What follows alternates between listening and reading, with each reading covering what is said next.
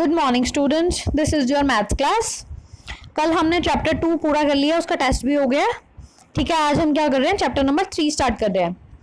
क्या है chapter number 3? Data handling. Data handling में हम क्या पढ़ने वाले हैं, ये आप लोगों ने इसके बारे में थोड़ा 6th क्लास में भी पढ़ा होगा। डाटा क्या होता है? कोई भी इंफॉर्मेशन जो हमारे पास होती है उसे हम क्या बोल देते हैं? डाटा है वो हमारे पास। ठीक है, इसको हैंडल करने का क्या मतलब है? डाटा हैंडलिंग का क्या मतलब हुआ कि जब हम किसी भी मतलब हमारे पास इंफॉर्मेशन तो हमारे पास बहुत सारी है, तो हमारे पास जो ऐसी इंफॉर्मेशन हो जिसका हम यूज़ कर सकें, जिसको हम अपने तरीके से ऑर्गेनाइज कर सकें ताकि हम उसे बेटर यूज़ कर सकें, उसे हम क्या बोलते हैं? डाटा हैंडलिंग बोलते हैं। ठीक है, तो क्या क्या पढ़ने वाले हैं इस चैप्टर में हम?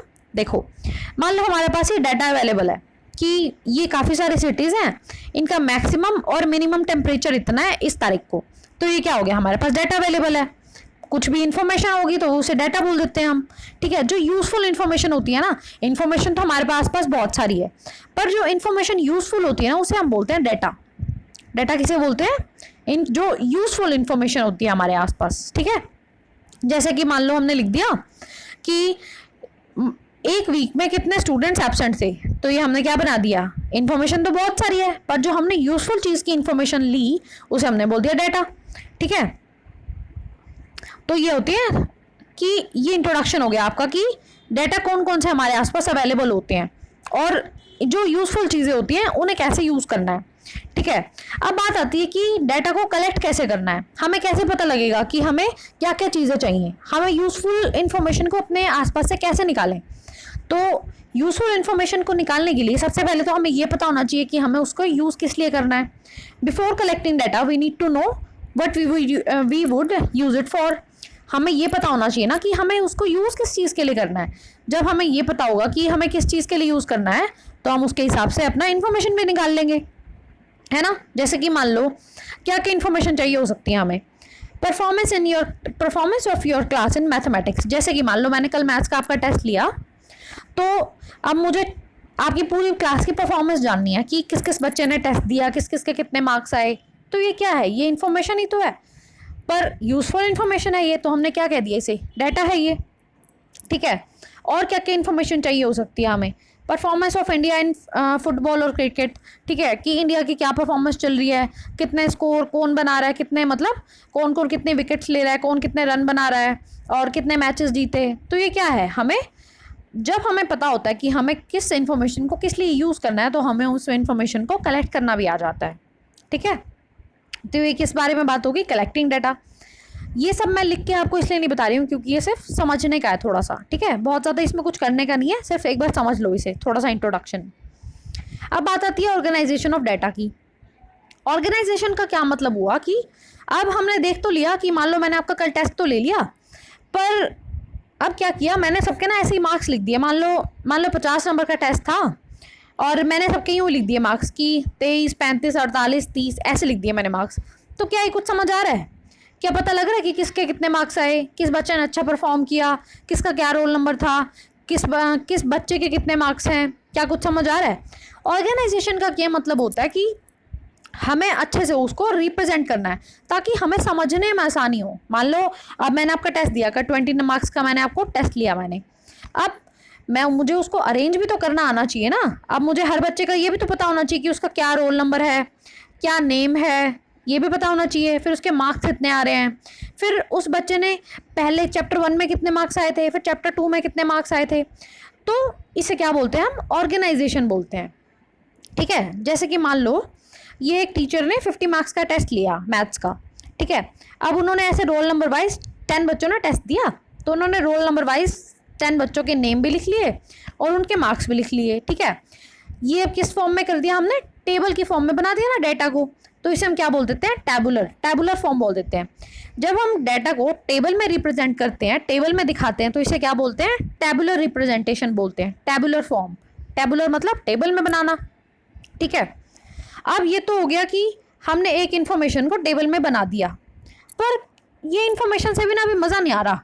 अभी भी ना पता नहीं लग रहा कि कौन सा बच्चा ज़्यादा इंटेलिजेंट है, किस बच्चे ने अच्छा परफॉर्म किया। अभी तो हमने सीधे सीधे सिर्फ रोल नंबर वाइज नंबर लिखे हैं। अगर हम ऐसा लिख दें, ऐसा कर दें इनको कि जिस बच्चे के सबसे ज़्यादा मार्क्स हैं उसको सबसे पहले लिखें, फिर उससे कम, फिर उससे कम, फिर सबसे कम, सबसे लास्ट में, तो ये सबसे ज़्यादा अच्छा नहीं हो जाएगा? ये और ज़्यादा अच्छा नहीं हो जाएगा? तो हमें क्या पता लग जाएगा, जैसे कि रोल नंबर 3 किसका है? आशीष का है। आशीष के मार्क्स आए हैं 48। इसका क्या मतलब हुआ कि आशीष सबसे अच्छा स्टूडेंट है, आशीष ने सबसे ज़्यादा मार्क्स स्कोर किए हैं और उसका रोल नंबर क्या है? 3 है।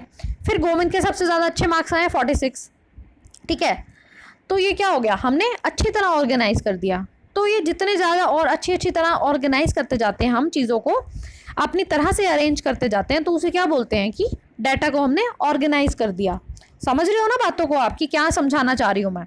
अभी इसमें करने का कुछ नहीं है, सिर्फ समझने का है। ठीक है, चलो अब बात आती है कि हम उनको रिप्रेजेंट कैसे करेंगे। हमने डाटा कलेक्ट कर लिया, हमने उसको टेबल में भी बना दिया, अब रिप्रेजेंट कैसे करेंगे उसको? तो रिप्रेजेंट करने के लिए कई बार चीज़ें आती हैं हमारे पास। एवरेज की बात आती है। जैसे कि मान लो कई बार यूँ लिखा आता है कि average age of people in my class is 12 years. अब मेरे क्लास की बच्चों की एवरेज एज क्या है? 12 ईयर्स है। अब जो 7th क्लास के आप लोग बच्चे हो, मैंने क्या बोल दिया कि मेरी जो 7th क्लास है उसके जो बच्चे हैं ना, उनकी एवरेज एज है 12 ईयर्स। पर ऐसा भी हो सकता है कई बच्चों की एज हो 13, कुछ बच्चों की 12 भी हो सकती है, कुछ की 14 भी हो सकती है। पर जब हम एवरेज निकालेंगे उसका, तो ज़्यादातर बच्चे क्या होंगे? 12 ईयर्स के मिलेंगे। कुछ की 13 भी हो सकती है, कुछ की 14 भी हो सकती है, या कुछ की 11 भी हो सकती है। तो जब हमने उनका एवरेज निकाला तो हमने क्या देखा कि ज़्यादातर बच्चों की एज क्या है? 12 ईयर्स है। तो हमने क्या बोल दिया कि हमने एक ही वर्ड में रिप्रेजेंट कर दिया इसको। क्या बोला गया कि मेरी क्लास है, उनकी एवरेज एज क्या है? 12 ईयर्स है। ठीक है, तो इसका क्या मतलब होता है? ये हमने रिप्रेजेंट किया। अब रिप्रेजेंटेशन के कई सारे तरीके होते हैं, उसमें से पहला मेथड है अरिथमेटिक मीन। मीन को हम क्या बोल सकते हैं? एवरेज भी बोल सकते हैं, अरिथमेटिक मीन भी बोल सकते हैं, या सिर्फ मीन भी कह सकते हैं। देखो यहाँ पे मैंने लिखा है, अरिथमेटिक मीन को एवरेज भी बोल सकते हैं, अरिथमेटिक मीन भी कह सकते हैं, या मीन भी कह सकते हैं। अब अरिथमेटिक मीन को निकालने का फॉर्मूला होता है। क्या फॉर्मूला होता है? Sum of all observations divide by number of observations. अब जितने हमारे पास नंबर्स हैं ना, उन सब को ऐड करना, डिवाइड बाय में क्या लिखेंगे कि कितने नंबर्स हैं। ठीक है, नंबर ऑफ ऑब्जर्वेशन। जैसे कि एक एग्जाम्पल से मैं आपको बताती हूँ। जैसे कि देखो, find the average of your study hours in a week.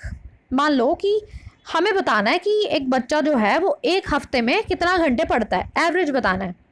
मान लो मंडे को 3 घंटे पढ़ रहा, ट्यूसडे को 4, वेडनेसडे को भी 3, थर्सडे को 2 ही घंटे पढ़ा, फ्राइडे और सैटरडे को फिर 3-3 घंटे पढ़ा। हमने बताना है कि एवरेज कितना घंटे पढ़ा वो बच्चा। तो एवरेज निकालने के लिए क्या फॉर्मूला था? सम ऑफ ऑल ऑब्जर्वेशन। सम मतलब सबको ऐड कर दो, ऑल ऑब्जर्वेशन मतलब सबको ऐड करना है हमने। तो सारे नंबर्स लिख दिए हमने, 3, 4, 3, 2, 3, 3, सारे नंबर्स लिख दिए। ठीक है, लिख दिए। डिवाइड बाय में क्या था? नंबर ऑफ ऑब्जर्वेशन, मतलब कितने नंबर्स हैं, ये कितने नंबर्स हैं? 1, 2, 3, 4, 5 और 6। नंबर ऑफ ऑब्जर्वेशन मतलब कितने नंबर्स हैं।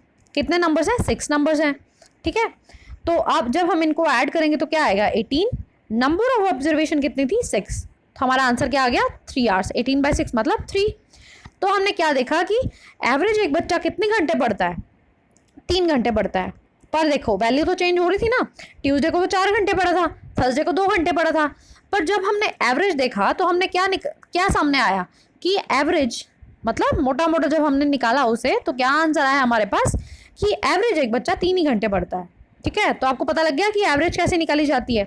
हम इसे एवरेज भी कह सकते हैं, अरिथमेटिक मीन भी बोलते हैं, या फिर मीन भी बोलते हैं, तीनों एक ही बात है। इसका फॉर्मूला याद करना है आप लोगों ने। चलो, आपका होमवर्क क्या है आज का? Example first and second, page number 60 पे आपके दिए हुए हैं बुक में। अगर जिस बच्चे के पास बुक है वो अपनी बुक से करेंगे, जिनके पास बुक नहीं है वो मैंने यहाँ पे दे दिया है। देखो, example number 1 and 2। Example number 1 ये हो गया एंड 2 ये हो गया। ठीक है, ये आप लोगों ने करके देखने हैं अपनी PNB में सॉल्व। इससे आपको अरिथमेटिक मीन के बारे में समझ आएगी चीज़ें। ठीक है, चलो बाकी टॉपिक हम नेक्स्ट क्लास में करते हैं। आज आपको अभी इतना मोटा मोटा मुझे समझाना ही था, बस इंट्रोडक्शन थी आपकी क्लास की। ठीक है, एग्जाम्पल नंबर 1 एंड 2 करो आज, बस इतना ही करते हैं आज। Thank you.